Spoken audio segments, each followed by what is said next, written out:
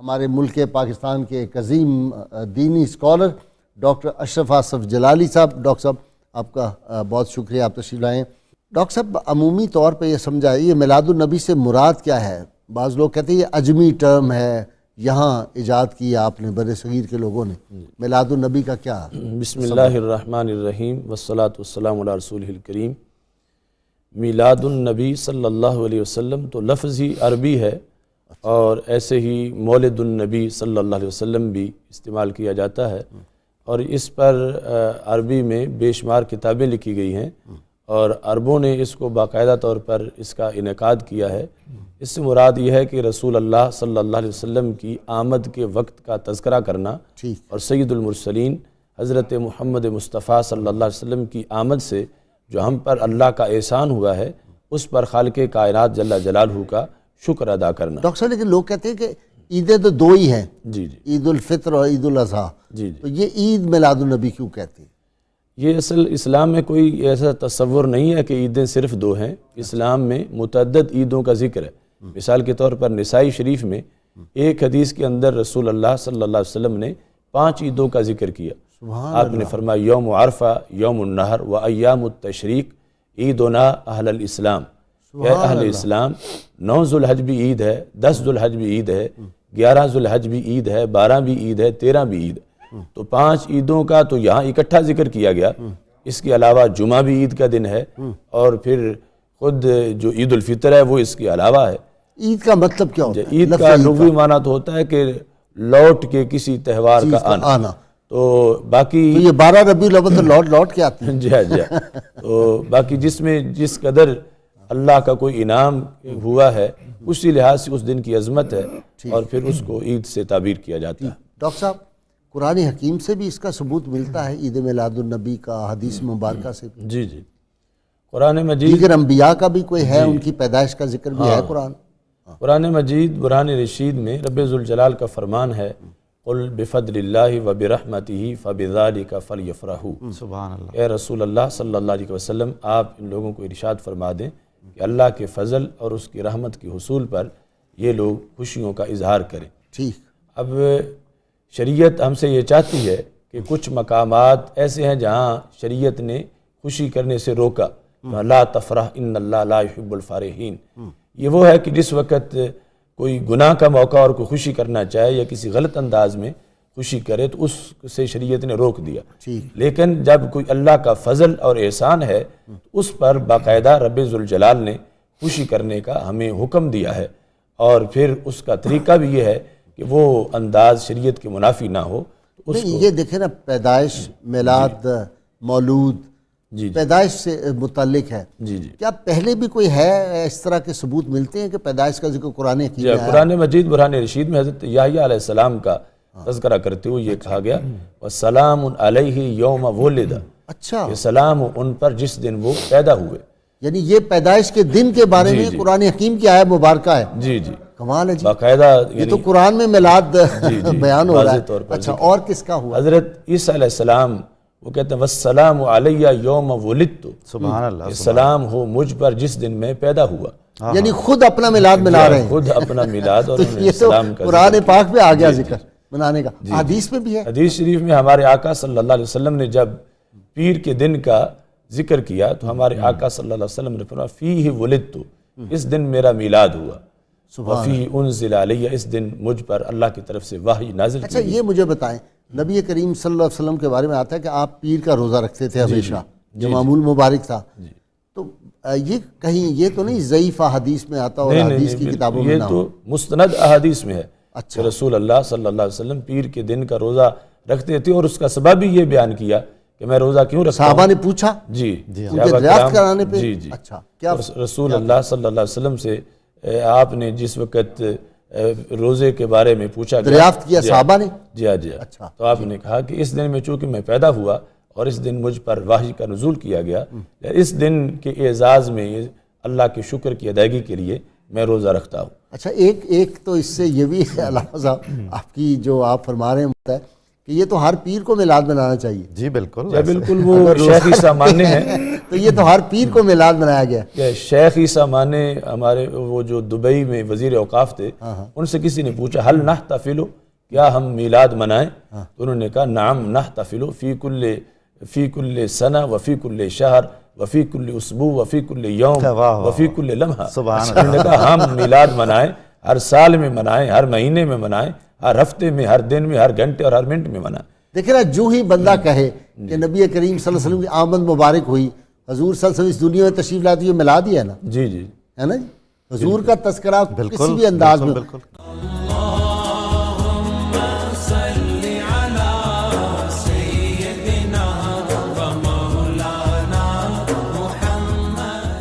Welcome back ناظرین. ناظرین کرام، ہم ذکر کر رہے تھے میلاد النبی اور عید میلاد النبی صلی اللہ علیہ وسلم کا. ڈاکٹر صاحب، احادیث میں اور کیا صحابہ نے بھی منایا؟ لوگ یہ سوال پوچھتے ہیں کہ اب یہ شروع ہو گیا ہے، نعوذ باللہ. اور بعض سمجھ کی بات ہوتی ہے، میں کسی کو ایکیوز نہیں کرتا، یعنی یہ نہیں کہنا چاہیے کہ فلاں آدمی جو ہے وہ ہم سخت لفظ استعمال کریں. دیکھیے سمجھ کی بات ہے، کچھ لوگوں پہ کرم ہوتا ہے، ان کو سمجھ آ جاتی ہے، بعض کو نہیں سمجھ آتی، تو ہمیں بڑے محبت اور پیار سے ان کو سمجھانا چاہیے کہ یہ نعوذ باللہ کوئی بدعت نہیں ہے، یہ تو دن شاعر اللہ ہے، اللہ کی نشانیوں میں سے ایک نشانی. یہ فرمائیں کہ صحابہ نے ملایا میلاد. اس سلسلے میں صحیح مسلم شریف میں بڑی مستند حدیث موجود ہے. جی، بہقی نے اس کو شعب ایمان کے اندر بھی ذکر کیا ہے کہ ایک موقع پر مسجد نبوی شریف میں ایسا ہی اجتماع منعقد تھا، تو ہمارے آقا صلی اللہ علیہ وسلم جب وہاں تشریف لائے تو آپ نے صحابہ کرام رضی اللہ تعالی عنہم سے پوچھا ما اجلسکم، یہ جلسہ کیسا ہے، یعنی کس محبت نے تمہیں بٹھا رکھا ہے، موضوع سخن کیا ہے. وہ تو فرش پہ بیٹھ کے عرش کی خبریں دیتے ہیں، سبحان اللہ. لیکن آپ کے پیش نظر حکمتیں یہی تھیں کہ آج ہمارے میرے لیے سے میرے صحابہ جو جواب دیں گے میں تصدیق کروں گا، تو وہ قیامت تک کے لوگوں کے لیے ایک جواب بن جائے، تعلیم بن جائے، تعلیم ان کی ہو جائے گی. تو ہمارے آقا صلی اللہ علیہ وسلم نے جب یہ پوچھا تو صحابہ کرام رضی اللہ تعالی عنہم نے جواب دیا کہ جلسنا ندعو اللہ ونحمدہ علی ما ہدانا لدیننا ومن علینا بک.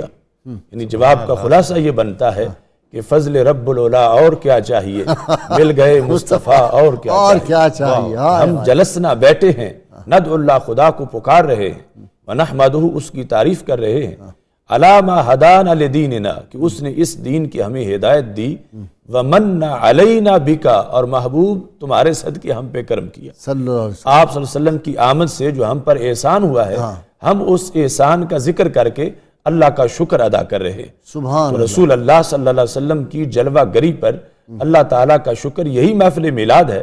صحابہ کرام رضی اللہ تعالیٰ عنہم جب اس موضوع کی محفل کا انعقاد کر رہے تھے، وہ جلسہ نہ فضائل نماز کا تھا، نہ مسائل زکوٰۃ کا تھا، کہ رسول اللہ صلی اللہ علیہ وسلم کی آمد پر اللہ کے شکر کی ادائیگی کا جلسہ تھا. تو ہمارے آقا صلی اللہ علیہ وسلم نے جب یہ جواب سنا تو آپ صلی اللہ علیہ وسلم نے صحابہ سے باقاعدہ اس پر حلف لیا کہ واقعی تم اس مقصد کے لیے بیٹھے ہوئے تھے. تو صحابہ کرام رضی اللہ تعالیٰ عنہم نے باقاعدہ قسم اٹھائی، واللہ ما جلسنا الا لذالک، خدا کی قسم ہم اسی مقصد کے لیے بیٹھے ہوئے تھے، ہمارا اور کوئی مقصد نہیں تھا. اس پر ہمارے آقا صلی اللہ علیہ وسلم نے صحابہ کرام رضی اللہ تعالیٰ عنہ سے جو حلف لیا، چونکہ اس پر بھی کہہ سکتا تھا کہ اگر انہیں پتا تھا تو حلف کیوں لے رہے تھے، اگر اتنا علم تھا تو آپ نے اسی محفل میلاد میں اس اعتراض کا جواب بھی دیا. فرمایا لم استحلفکم تہمہ، جو میں نے آپ سے حلف لیا ہے وہ شک کی بنیاد سے حلف نہیں لیا، مجھے یقین تھا کہ جو تم نے بتایا واقعے کے مطابق وہی ہے، لیکن اصل میں تمہارا ایک انعام آیا ہوا تھا میرے پاس، میں اس کو بانٹنے سے پہلے تم سے اقرار کروا رہا تھا. جاءنی جبریل فاخبرنی ان اللہ یباہی بکم الملائکۃ، تمہارے اس جلسے پر رب ذوالجلال نے سدرہ سے جبریل علیہ السلام کو میرے پاس بھیجا ہے، اور جبریل علیہ السلام مجھے بتا کے گئے ہیں ان اللہ یباہی بکم الملائکۃ، کہ رب ذوالجلال تمہارے اس جلسے کی بنیاد پر فرشتوں کے سامنے فخر کر رہے، اللہ فخر کر رہا ہے کہ میرے محبوب کا تذکرہ ہو رہا ہے. دوسرے لفظوں میں کہ اے فرش زمین پر محفل میلاد منانے والو، عرش بری پہ رب تمہیں یاد کر رہا ہے. خالق کائنات کی طرف سے باقاعدہ فخر کیا گیا اس اجتماع پر جو صحابہ کرام رضی اللہ تعالی عنہم نے سرور کونین حضرت محمد مصطفیٰ صلی اللہ علیہ وسلم کی آمد پر اللہ کے شکر کی ادائیگی کے لیے جس کا انعقاد. سبحان. ڈاکٹر صاحب محفل میلاد اللہ کریم فخر کر رہے ہیں اپنے بندوں پر کہ تم میرے محبوب کا ذکر کر رہے ہو صلی اللہ علیہ وسلم, اور یہ قیامت تک اللہ کریم فخر کرتے رہیں گے. اور یہ سعادت مجھے اور آپ کو, ہم سب جو یہاں بیٹھے ہیں اور جو ناظرین سن رہے ہیں, ان پہ بھی اللہ کریم اسی طرح فخر کر رہے ہیں جو محبت سے سنے گا. میں جو ایک برباد تھا آباد رکھا ہے مجھے. ڈاکٹر صاحب آپ تو بہت بڑے شاعر ہیں, میں ٹوٹے پھوٹے کبھی کبھی بہت خوشی کہا کہ میں جو ایک برباد تھا آباد رکھا ہے مجھے, اور عمر بھر عشق نبی نے شاد رکھا ہے مجھے. واہ سبحان اللہ. غازی کے دن اور غازی کی راتیں اللہ کا ذکر اور محمد کی باتیں صلی اللہ علیہ وسلم. جی ڈاکٹر صاحب فرمائیں, صالحین امت, آپ نے صحابہ کا بیان فرما دیا, معمول یہ رہا. اچھا سیدنا صدیق اکبر تو کہتے ہیں کہ 12 ربیع الاول کو قربانی دیتے تھے, اونٹوں کی قربانی دیتے تھے اس خوشی کے موقع پر, یہ بھی میں نے پڑھا ہے کتابوں. صالحین امت کا کیا رہا؟ اس سلسلے میں حضرت حسن بصری رضی اللہ تعالی عنہ وہ فرماتے ہیں, لو کان علی مثل احد ذهبا لانفقته علی مولد الرسول صلی اللہ علیہ وسلم. اگر میرے پاس احد پہاڑ جتنا سونا ہو تو میں سارے کا سارا رسول اللہ صلی اللہ علیہ وسلم کا میلاد منانے پر خرچ کر دوں. اللہ, اس قدر ان کے نزدیک اس میں مرتبہ و مقام ہے, اور اس میں جلالت قدر ہے کہ وہ اپنی محبتوں کا اظہار کرتے ہوئے سرور کونین حضرت محمد مصطفیٰ صلی اللہ علیہ وسلم کے ذکر کا اس طرح آگے تسلسل اس کو قائم کرنا چاہتے. ڈاکٹر صاحب اس کی برکات بھی ہوتی ہے. ہاں بالکل, اتنا خرچ ہو جائے تو نقصان نہیں ہو جاتا. ہاں یعنی یہ وہ چیز ہے کہ جس سے کئی گنا زیادہ انسان کو واپسی ہوتی ہے اور اس میں اضافہ ہوتا ہے. ٹھیک.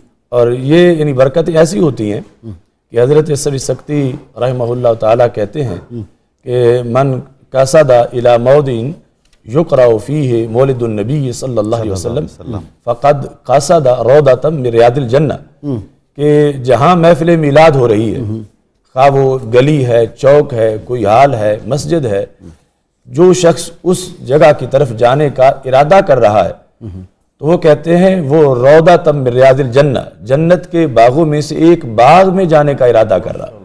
وہ چوک میں نہیں جا رہا بلکہ وہ جنت کے باغوں میں سے ایک باغ میں جا رہا ہے کہ جہاں اس کو اللہ کی طرف سے رحمت ملے گی, سرور ملے گا. اور اس پر انہوں نے دلیل دیتے ہوئے یہ باقاعدہ حدیث ذکر کی. انہوں نے کہا کہ چونکہ وہ صرف اور صرف محبت رسول صلی اللہ علیہ وسلم کی وجہ سے اس جگہ کا اس نے قصد کیا ہے, اس جگہ سفر کر کے وہ جانا چاہتا ہے, اور رسول اللہ صلی اللہ علیہ وسلم کا فرمان ہے من احبنی کان معی فی الجنہ, کہ جس نے مجھ سے محبت کی وہ میرے ساتھ جنت میں ہوگا. المرء مع من احبہ, کہ بندہ اس کے ساتھ ہے جس سے وہ پیار کرے. تو اس بنیاد پر انہوں نے کہا جب ذکر رسول صلی اللہ علیہ وسلم اور محبت رسول علیہ السلام کے پیش نظر وہ اس جگہ کی طرف سفر کر رہا ہے تو یقیناً یہی کل اس کے جنت میں جانے کا باعث بنے گا. ڈاکٹر صاحب ایک یہ بھی میں نے دیکھا ہے کہ مثلا نعت پڑھ رہے ہیں نا, بیچ میں عجیب و غریب سی آوازیں ڈال دیتے ہیں وہ موسیقی کے ذریعے, جیسے وہ اللہ اس طرح کی عجیب, وہ مجھے تو نہیں اچھا لگا. ابھی میں پچھلے دنوں ایک تقریب میں گیا تھا, ہمارے ایک بار میں گیا ہوا تھا,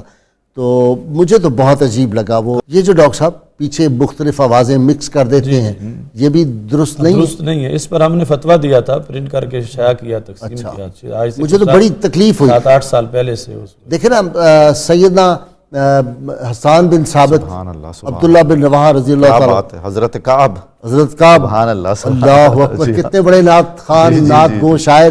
تو وہ رسول اللہ صلی اللہ علیہ وسلم کی بارگاہ میں نعت پڑھے تو اس طرح کی آوازیں نکالتے ہیں؟ ہرگز نہیں.